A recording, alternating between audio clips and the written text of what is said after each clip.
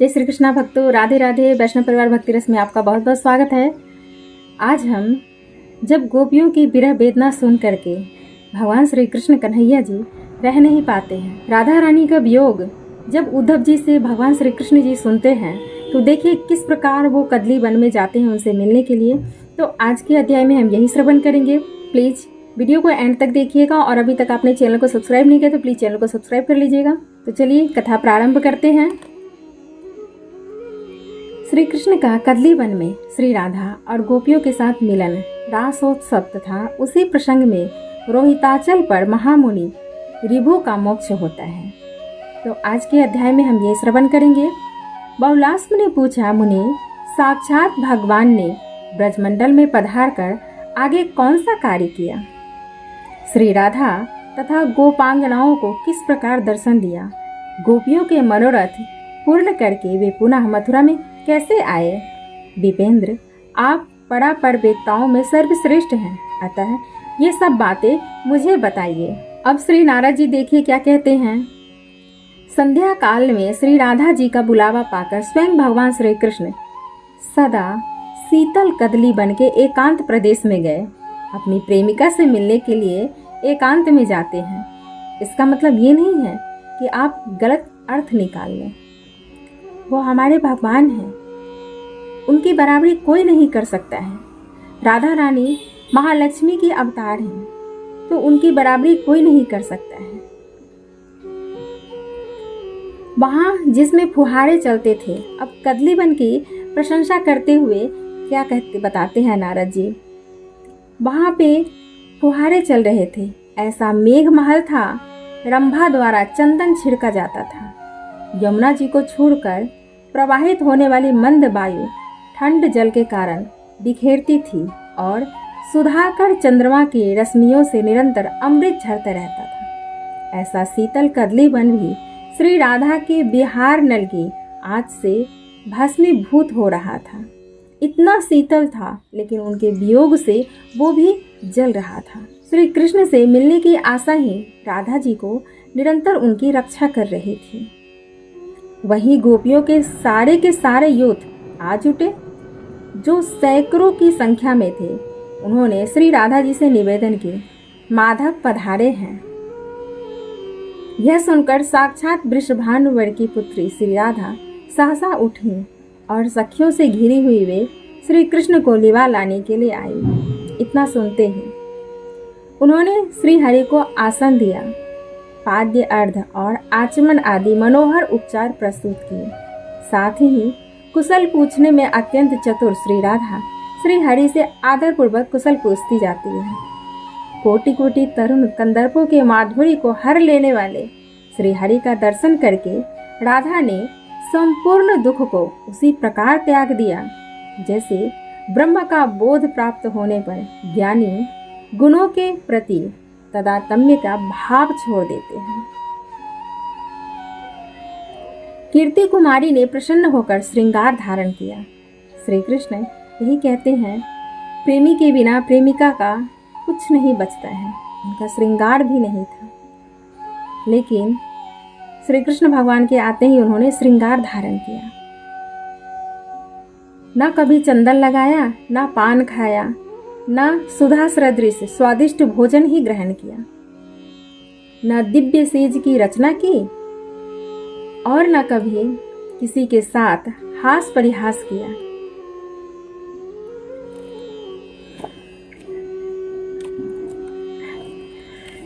ऐसा प्रेम था हमारी राधा रानी का, क्या हम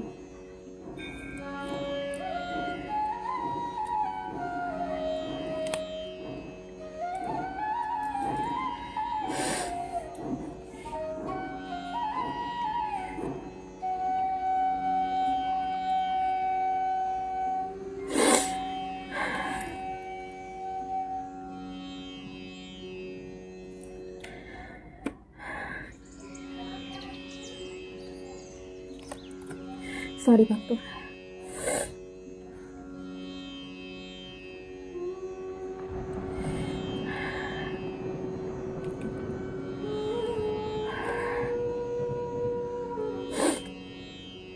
ऐसा प्रेम था हमारी राधा रानी का भगवान से।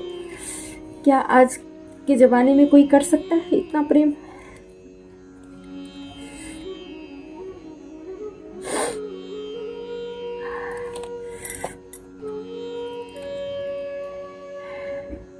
ऐसे थी हमारी राधा रानी, परिपूर्णतम भगवान की प्रियतमा, आनंद के आंसू बहाती हुई अपने पूर्णतम प्रियतम श्री कृष्ण से गदगद वाणी से कहती हैं।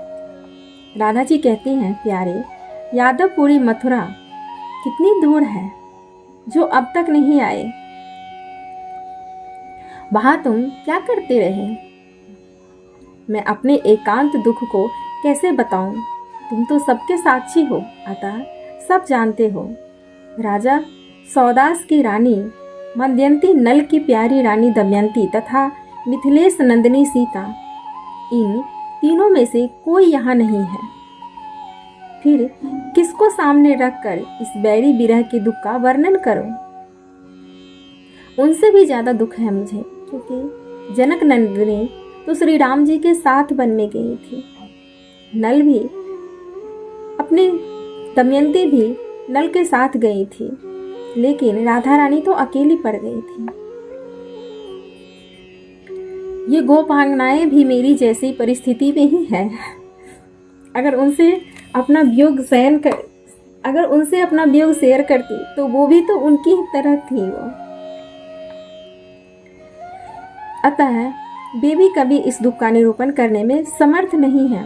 जैसे चकोरी शरत काल के चंद्रमा को और मयूरी नूतन मेघ को देखना चाहती है, उसी प्रकार मैं तुम श्री वृंदावन चंद्र तथा घनश्याम को देखने के लिए उत्कंठित रहती हूँ। तुम्हारे सखा उद्धव धन्य है जिन्होंने शीघ्र ही तुम्हारा दर्शन करा दिया। इस ब्रज में दूसरा कोई नहीं है जिसके प्रेम से तुम यहाँ आते, क्योंकि तुम उद्धव से बहुत प्रेम करते थे, इसीलिए उनकी बात मानकर और यहाँ आए। नारद जी कहते हैं, राजन इस प्रकार कहती और निरंतर रोती हुई श्रेष्ठ श्री लक्ष्मी स्वरूपा श्री राधा को देखकर श्याम सुंदर का अंग अंग करुणा से विह्वल हो गया। उनके नेत्रों से भी आंसू झरने लगे। उन्होंने तत्काल दोनों हाथों से खींचकर प्रियतमा को हृदय से लगा लिया और नीति युक्त वचनों से उन्हें धीरज बंधाने लगे। श्री भगवान बोले, राधे शोक ना करो, मैं तुम्हारे प्रेम से ही यहाँ आया हूँ। हम दोनों का तेज भेद रहित एवं एक है। लोगों ने इसे दो मान रखा है। सुबह जैसे दूध और उसकी ढ्वलता एक है, उसी प्रकार सदा हम दोनों एक हैं। जहाँ मैं हूँ वहाँ तुम सदा विराजमान हो। हम दोनों का वियोग कभी होता ही नहीं। मैं पूर्ण ब्रह्म हूँ और तुम जगन माता तटस्थ शक्ति हो। हम दोनों के बीच में वियोग की कल्पना मिथ्या ज्ञान के कारण है। तुम इसे समझो। वरान्य जैसे आकाश में नित्य विराजमान महान वायु सर्वत्र व्यापक है, जैसे जल सूक्ष्म रूप से सर्वत्र व्याप्त है, जैसे काष्ठ में अग्नि व्याप्त रहती है, और जैसे भीतर और बाहर स्थितियां पृथग्भूता पृथ्वी परमाणु रूप से सर्वत्र व्याप्त है, उसी प्रकार मैं निर्विकार भाव से सर्वत्र विद्यमान हूँ। जैसे जल विविध रंगों से युक्त होने पर भी उनसे पृथक है, उसी प्रकार मैं त्रिगुणात्मक भावों के संपर्क में रहकर भी उनसे सर्वथा असत्य प्रतीत हूँ। इसी प्रकार तुम मेरे स्वरूप को देखो और समझो, इससे सदा आनंद बना रहेगा। सुमुखी, मैं और मेरा इन दो भावों के कारण द्वैत की कल्पना होती है। जब तक सूर्य से ही उत्पन्न हुआ मेघ सूर्य और दृष्टि के बीच में विद्यमान है, तब तक दृष्टि अपने ही स्वरूपभूत सूर्य का दर्शन नहीं कर पाती। उसी प्रकार जब तक प्राकृतिक गुण व्यावधान बनकर खड़े हैं, तब तक जीवात्मा अपने ही स्वरूपभूत परमात्मा को नहीं देख पाते हैं। इन तीनों गुणों का आवरण दूर होने पर ही वह परमात्मा का साक्षात्कार कर पाता है।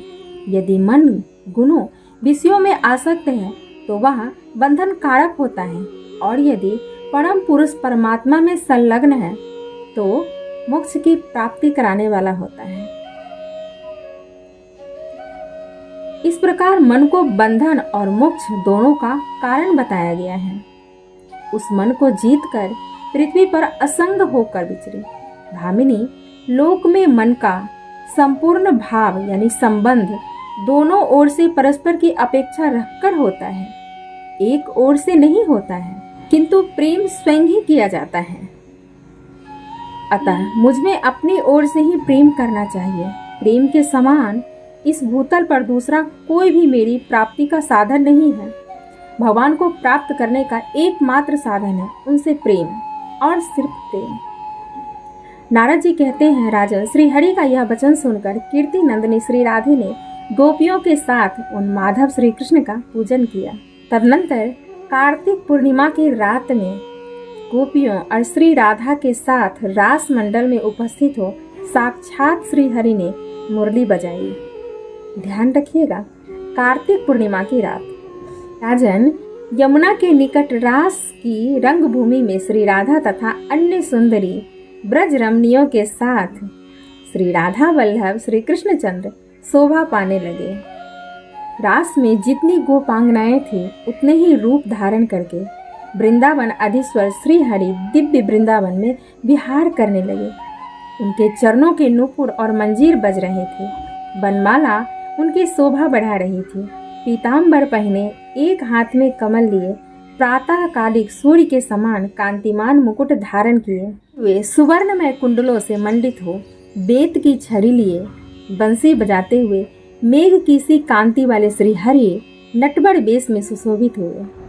अत्यंत प्रकाशमान कौस्तुभ रत्न उनके वक्षस्थल पर दिव्य प्रभा बिखेर रहे थे। रास मंडल में श्री राधा के साथ वे उसी प्रकार सुशोभित हुए जैसे रति के साथ रतिपति, जैसे स्वर्ग में सची के साथ इंद्र तथा आकाश में चपला के साथ मेघ शोभा पाते हैं। वृंदावन में वृंदा के साथ वृंदावनेश्वरी वैसे ही शोभा हो रही थी। वे वृंदावन, यमुना पुलिन, वन और उपवन की शोभा निहारते हुए गोपी समुदाय के साथ गोवर्धन पर्वत चले गए। भगवान ब्रजेश्वर ने देखा 100 यूथ वाली गोपांगनाओं को अपने सौभाग्य पर अभिमान हो उठा है। तब वे श्री राधा के साथ वही अंतर्ध्यान हो गए। इसीलिए कहते हैं, अहंकार भगवान का आहार है। देख लीजिए कैसे तुरंत चकमा देते हैं प्रभु जी।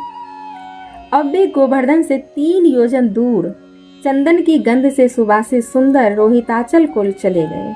श्री राधा के साथ वहां के लता कुंजों और निकुंजों को देखते तथा वार्तालाप करते हुए सुनहरी लताओं के आश्रयभूत उस पर्वत पर विचरने लगे। वहां बद्रीनाथ के द्वारा निर्मित रमणीय देव सरोवर हैं, जो बड़े बड़े मत्स्यों, कछुओं और मगर आदि जल जंतुओं तथा हंस, सारस आदि पक्षियों से व्याप्त है। उसके तट पर मंद मंद वायु चल रही थी और प्रफुल्ल कमलों की सुगंध छाई हुई थी। रमा स्वरूपा राधा के साथ माधव उस सरोवर के किनारे बैठ गए। उसी सरोवर के कुल पर महामुनि रिभु एक पैर से खड़े होकर तपस्या कर रहे थे और निरंतर श्री कृष्ण के चिंतन में तत्पर थे। 60,000 वर्षों से निराहार और निर्जर रहकर शांत भाव से तपस्या में लीन थे। श्री कृष्ण ने उन्हें देखा। राधा उन्हें देखकर मुस्कुराते हुए पूछी, ये कौन है? माधव बोले, प्रिय, इनका महात्म्य बढ़ाओ, ये भक्त हैं, इन महामुनि की भक्ति देखो। कहकर श्री कृष्ण ने हे रिभो यह नाम लेकर उच्च स्वर से पुकारा, किंतु उन्होंने उनका वह शुभ वचन नहीं सुना, क्योंकि वे ध्यान की चरम अवस्था यानी समाधि में पहुंच गए थे। तब श्री हरि उस समय मुनि के हृदय से तत्काल तिरोहित हो गए, क्योंकि जब ध्यान में रहते हैं भक्त तो भगवान को ही दर्शन पाते रहते हैं, और उस दर्शन से, भगवान के स्वरूप के दर्शन से बाहर आना ही नहीं चाहते जब तक भगवान ना चाहें, और भगवान के चाहने के बाद ही भक्ति भी प्राप्त होती है। श्री हरि को ध्यान से निर्गत होने के कारण न देखकर मुनीन्द्र रिभु अत्यंत विस्मित हो गए, और फिर तो उन्होंने आंखें खोल दी और अपने सामने चपला के साथ मेघ की भांति राधा के साथ श्री कृष्ण को देखकर, जो अपनी प्रभा से 200 दिशाओं को अनुरंजित प्रकाशित कर रहे थे। यह देख वे हरि भक्त परायण महात्मा शीघ्र उठे और राधा सहित श्री हरि की परिक्रमा करके मस्तक झुकाकर प्रणाम करते हुए उनके चरणों में गिर पड़े। श्री रिभु ने कहा, श्री कृष्ण और कृष्णा को नमस्कार है, श्री राधा और माधव को नमस्कार है, परिपूर्णतमा और परिपूर्णतमों को नमस्कार है, देव घनश्याम और श्यामा को सदा नमस्कार है, रासेश्वर तथा रासेश्वरी को नित्य निरंतर बारंबार प्रणाम है, गोलोकातीत लीला वाले श्री कृष्ण को तथा लीलावती श्री राधा को बारंबार नमस्कार है, असंख्य ब्रह्मांडों की अधिदेवी तथा असंख्य ब्रह्मांडों की निधि को नमस्कार है। आप दोनों भूभार हरण करने के लिए इस भूतल पर अवतीर्ण हुए हैं और मुझे शांति प्रदान करने के लिए यहाँ पधारे हैं। परस्पर संयुक्त विग्रह वाले आप दोनों श्री राधा और श्री हरि को मेरा नमस्कार है। नारद जी कहते हैं, राजन, यूँ कहकर श्री कृष्ण के चरणार बिंद में नेत्रों से प्रेमाश्रु की वर्षा करते हैं। प्रेमानंदमग्नि में महामुनि रिभु ने अपने प्राण त्याग दिए, क्योंकि भक्त को सिर्फ भगवान के दर्शन की इच्छा रहती है, साक्षात दर्शन, और कुछ लालसा नहीं होती है। उसी समय उनके शरीर से 10 सूर्यों के समान दीप्तिमयी ज्योति निकली और 10 दिशाओं में घूमती हुई श्री कृष्ण में लीन हो गई। अपने भक्त की प्रेम लक्षणा भक्ति देखकर श्री कृष्ण ने अपने नेत्रों से आनंद के आंसू बहाते हुए बड़े प्रेम से उनका नाम लेकर पुकारा। तब श्री कृष्ण का सारूप धारण किए वे मुनि श्री कृष्ण के चरण कमल से पुनः प्रकट हुए। उस समय उनका सौंदर्य कोटि कोटि कंदर्पों को तिरस्कृत कर रहा था और वे विनय से सिर झुकाए हुए खड़े थे। करुणानिधि श्री कृष्ण ने उन्हें भुजाओं में भरकर हृदय से लगा लिया और आश्वासन दे अपना दिव्य करुणाकारी हाथ उनके मस्तक पर रख दिया। मिथिलेश्वर तत्पश्चात श्री कृष्ण और श्री राधा की परिक्रमा करके उन्हें प्रणाम करके मुनिवर रिभु एक मनोहर विमान पर आरूढ़ हो अपने तेज से संपूर्ण दिशाओं को प्रकाशित करते हुए गोलोक धाम को चले गए। महामुनि रिभु की यह परा मुक्ति देखकर विश्वभानुनंद ने श्री राधा को बड़ा विस्मय हुआ। वे बहुत देर तक आनंद के आंसू बहाती रही, फिर श्री कृष्ण से बोली, भक्तों, महामुनि रिभु के मुक्ति के बाद उनको मोक्ष की प्राप्ति होती है, श्री कृष्ण में वो लीन हो जाते हैं। उसके बाद राधा रानी भगवान से प्रश्न करती हैं। ये प्रश्न हम 21वें अध्याय में हम श्रवण करेंगे नेक्स्ट वीडियो में। तब तक के लिए जय श्री कृष्णा, राधे राधे। प्लीज़ चैनल को लाइक, सब्सक्राइब और शेयर जरूर कीजिएगा।